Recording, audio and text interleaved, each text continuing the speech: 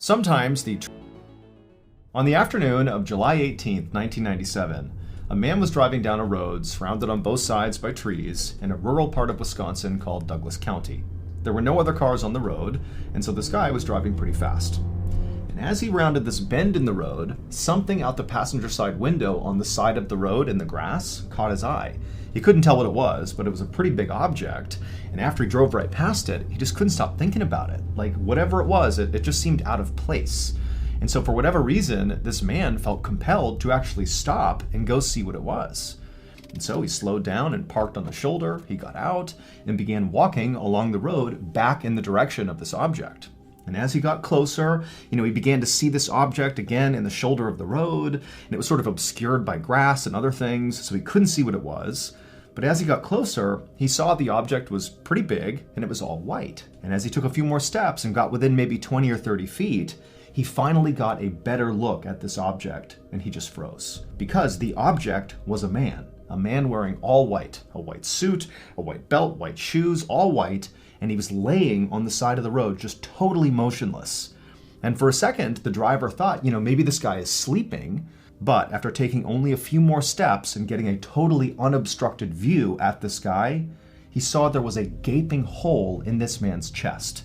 He was obviously dead. And so the driver turned around, ran back to his car, sped to the nearest house, and called 911. The next morning, a Douglas County detective named Stephen Long was sitting at his desk looking at the photos of the dead man in white. This murder case was less than 24 hours old, but already this was one of the weirder cases that this detective had ever been assigned to. The victim had pretty much immediately been identified because he was carrying on his person his wallet, and in his wallet was his driver's license, and so they knew who he was. But the man in white's identity actually made the whole case more confusing, not less. And Mark had no obvious ties to the area, so what was this rich guy doing 3 hours from home, dressed all in white, getting shot to death on the side of the road? Like, it didn't add up. The dead man was a 45-year-old millionaire named Mark Foster, and Mark lived 3 hours away in Minneapolis, Minnesota, and had no discernible ties to Douglas County, and so the detective was thinking, what is this rich guy doing here, dressed head to toe, all in white, getting murdered on the side of some local random back road? But things only got more confusing from there. After the medical examiner did Mark's autopsy, he told Detective Long that he had discovered a note inside of Mark's shoe. And the note just said, "Jack Frazier isn't here, but it's Jimmy Bailey? Or a lookalike? I hope I'm okay." Now, nobody, including Detective Long, had any idea what this note meant. It was far too cryptic. But when they ran Jack Frazier and Jimmy Bailey's names through their database, the police discovered that both of those men, one, existed, and two, they lived in Minnesota, same as Mark Foster. And so naturally, Detective Long began to suspect that maybe those two men were connected in some way to Mark Foster. Maybe they were involved in his murder, or maybe they were actually his killer or killers. He didn't know, but it was his best lead. So Detective Long decided he would just have to go to Minneapolis to try to find out more. A few hours later, Detective Long parked his car at the Minneapolis police station. He got out and walked inside the building. Waiting for him inside was the local detective who Mark had already spoken to. And so after meeting this detective, the two of them went into an interview room where Mark Foster's wife was waiting for them. And right away, Detective Long noticed that she was very pregnant and at least 15 or 20 years younger than Mark. But despite that, she seemed very composed. It would turn out she'd already been told about her husband's death, and she was basically resigned to the fact that she was here to try to answer questions to figure out what happened. And so the detective sat down and they began to interview her. And then when they brought up the note that was found in Mark's shoe, specifically when they said the two names that were on that note, Jack Frazier and Jimmy Bailey, when they said that, it triggered something in Mark Foster's wife. She immediately began to cry, and then in between sobs, she would tell the detectives that she knew who those two men were. She told them that she had previously had relationships with both of them before marrying Mark. And she said after she married Mark, Jack and Jimmy became very jealous. They didn't like the idea that she had chosen Mark over them. And so she had always felt like those two, Jack and Jimmy, sort of had it out for Mark as a result of this romantic rivalry. After the interview with Mark's wife ended, Detective Long began to think that, despite this case appearing on the surface to be very odd and confusing, that perhaps in reality, it was quite simple. Maybe Jimmy and Jack were so jealous of Mark that they killed Mark. I mean, based on what Mark's wife had just told them in the interview about them being romantic rivals of Mark, and also the fact that that note was in Mark's shoe and named those two men, it certainly seemed very possible. But over the next couple of days that Detective Long began digging into this theory, that theory fell apart. Because it would turn out Jack Frazier and Jimmy Bailey had absolutely airtight alibis. They simply couldn't have been the killers. Now, Detective Long was obviously frustrated. He felt like he really had it here. But he was not deterred. He decided his next move would be to try to better understand his victim. To this point, he had already interviewed a lot of Mark's friends and family, but something he had not done yet was simply go to Mark's house and have a look around. So Detective Long got a search warrant, and on July 29th, roughly a week after Mark was killed, Detective Long, along with another detective, pulled up in front of Mark Foster's large 2-story home in the middle of a quiet suburban neighborhood. Now, from the outside, the home looked totally ordinary relative to its neighbors. But once they got inside the house, it was anything but. The detectives made their way up to the front door and knocked, and a few seconds later, Mark Foster's wife opened up the door and let them inside. And right away, Detective Long is looking around, and he's seeing all over the walls on the first floor of the house are these graphic pictures and paintings of naked people.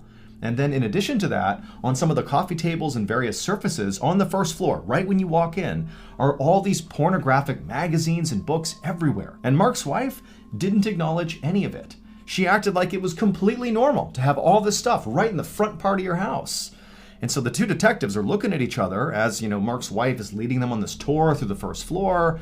And at some point, Detective Long just said, "Hey, Mrs. Foster, why don't you have a seat on the couch and you just let us take a look around your house on our own?" And so she said, okay. She sat down on the couch, and then the two detectives, they left the living room, went back to the front of the house, and made their way upstairs. And once they got upstairs, they found the master suite, and there was all this bondage gear inside. There were leather straps attached to the bedposts, there was whips and handcuffs, there was also additional pornographic material in there. But, considering what the detectives had seen downstairs, this sort of felt on par for this house. And so after searching the other bedrooms and other rooms on the second floor and finding more pornographic material basically everywhere, the detectives found their way back to the hallway in the second floor, and they noticed there was a rope hanging down from the ceiling, and it was attached to the pull door that led to the attic. And so the two detectives, they walked over, they pulled the rope down, it revealed this fold-out set of stairs that came down from the attic, and once those were in place, the two detectives began climbing up. And once they got up there, they discovered that this attic was not a storage space like many attics are in American homes. Instead, this attic was a fully functional room that sort of resembled like a satanic dungeon of sorts. All the walls were totally jet black, and there were all these burned out candles all over the place and tarot cards littering the floor. And on the back of the attic, basically all the way on the other side, there was what appeared to be an altar that sort of overlooked the entire room. And on the altar were more candles, and there was a voodoo doll. It's totally creepy, and the two detectives are looking at each other like, what's going on here? And so the detectives, they climbed all the way into the attic, and then slowly began walking across towards the altar. And when they got close enough to actually see the altar up close, they just froze. Because sitting on the altar, in addition to the candles and the voodoo doll, were two business cards. Their own business cards.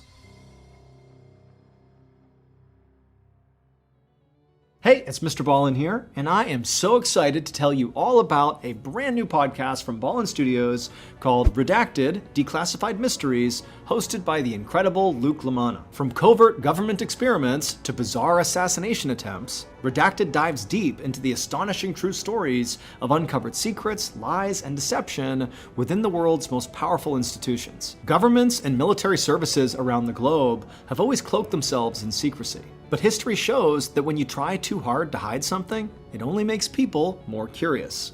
Luke and his team have spent months researching these totally true and thoroughly twisted tales, guaranteed to keep you on the edge of your seat. Stories like the mind-bending truth behind Operation Paperclip, where former Nazi scientists were smuggled into America to advance US technology and intelligence during the Cold War. Or the shocking story of Charles Manson and the CIA, revealing how a notorious cult leader might have been entangled in a web of covert operations. Trust me when I tell you, the stories are real and the secrets are shocking. Follow Redacted, Declassified Mysteries with Luke LaManna on the Wondery app, or wherever else you get your podcasts. You can listen ad-free right now by joining Wondery Plus in the Wondery app or on Spotify.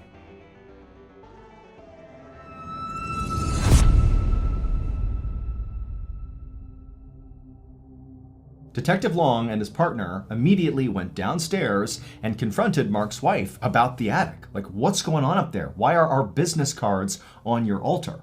But Mark's wife, the second that attic was mentioned, went silent. She refused to speak about anything to do with the attic. And so after a minute, realizing this conversation was going nowhere, Detective Long and his partner called for backup. And as they waited for backup, the two of them stepped away from Mark's wife and began speculating, like, is this a cult? Was Mark a part of a cult that ran it out of his attic? Like, what's going on here? And are we being targeted by the cult? Is that why our names are on the altar? A few minutes later, backup arrived, and they would do a much more extensive search of the property.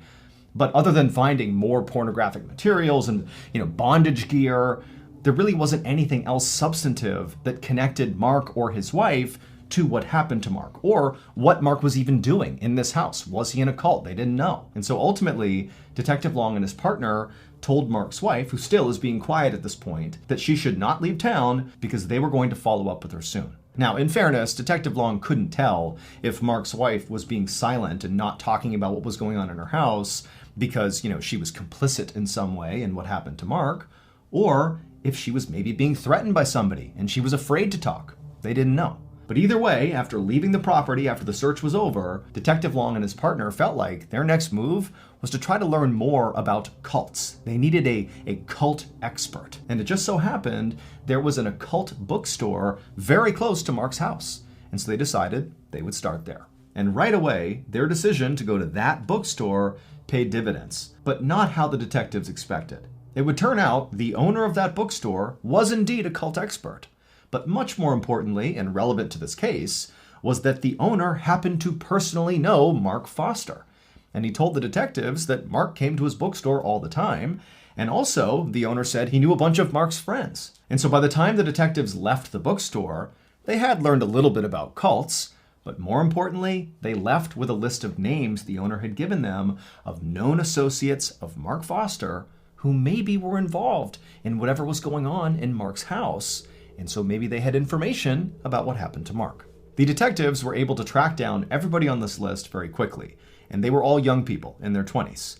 And in each of the interviews they conducted, each of these young people were very open about being in what they called a religious group that they said Mark was a part of as well. Now, the detectives theorized that this religious group was very likely a cult, like they believed, but they didn't call it a cult. They called it a group.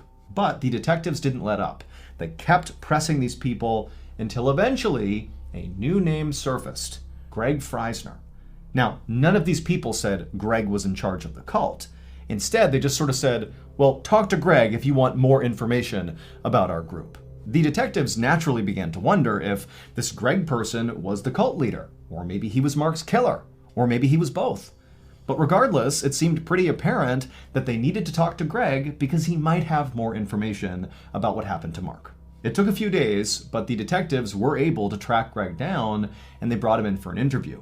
And boy, oh boy, did Greg have a story to tell. Based on what Greg told the detectives, here is what happened to Mark on the day that he died, on July 18th, 1997. On that day, Greg Freisner met Mark Foster at Mark's home.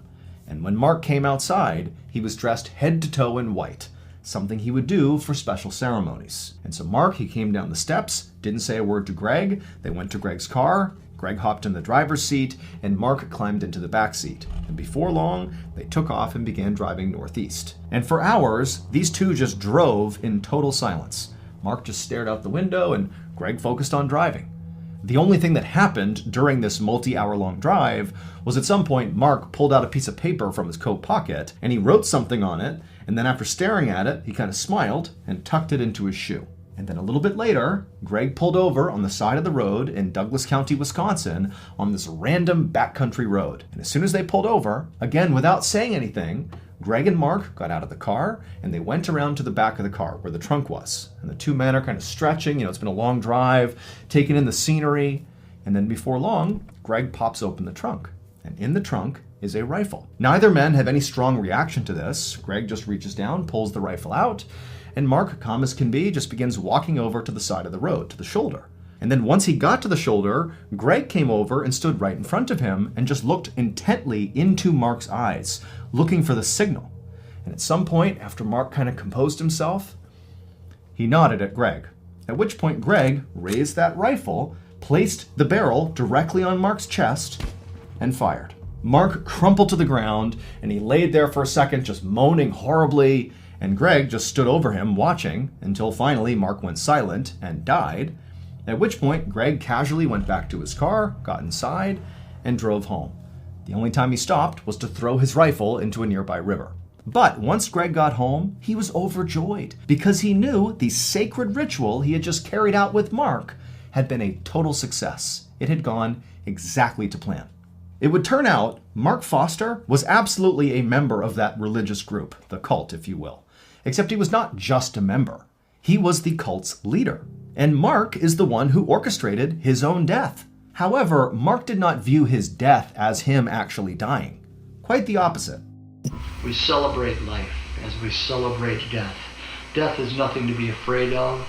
Death is a great crossroads, a change in attitude, a change in longitude, a change in the way that we perceive our spirit. When we reach that portal, they'll ring some golden bells. He believed that what he and Greg, his most devout follower, were going to do, this sacred ritual, was after Greg fires the shot into his chest and ends this body's life, that his soul, his consciousness, and his power will be transferred into Greg. Basically, his soul will go into Greg. And Mark believed once this transfer happened, that basically he would be immortal, that his soul would never die. It would stay in Greg and then maybe at some point get transferred to somebody else, but basically he would be here forever. The bizarre note that was found in Mark's shoe, the note that he wrote and stuffed in there, that note was designed to throw police off the trail. He knew that he was having Greg murder him, again for this ritual, but he wanted to make sure Greg didn't get caught. And so he wrote on the note very specifically Jack Frazier and Jimmy Bailey. Those two people he hated. He hated that they had been in past relationships with his wife, and they hated him. And so he figured if he was going to create a scapegoat for his murder, who better than his romantic rivals? They had nothing to do with it. He just named them in that cryptic note to get them in trouble. As for all the pornography and bondage gear that was found inside of Mark's home, well, that all played a role in Mark's cult as well. He was a firm believer that the more sex he had with his followers, often multiple followers at the same time, the more powerful he would become. As for the detective's business cards found on the altar up in the attic, those were very likely placed there by followers of Mark, so members of the cult, in an effort to potentially, thwart their efforts to solve the case. They might have believed that by placing those on there and performing various rituals, that somehow would prevent them from solving the case. We don't know for sure. That's the theory around why they were there, but obviously that didn't work because the detectives solved the case. Greg Freisner would ultimately be found guilty for playing a role in Mark's death. He obviously was the triggerman, and so he was sentenced to 10 years in prison. As for Mark's wife, although she definitely knew about the cult and may have been a participant, there was never any evidence that actually connected her to Mark's murder, and so she was never charged with any crime.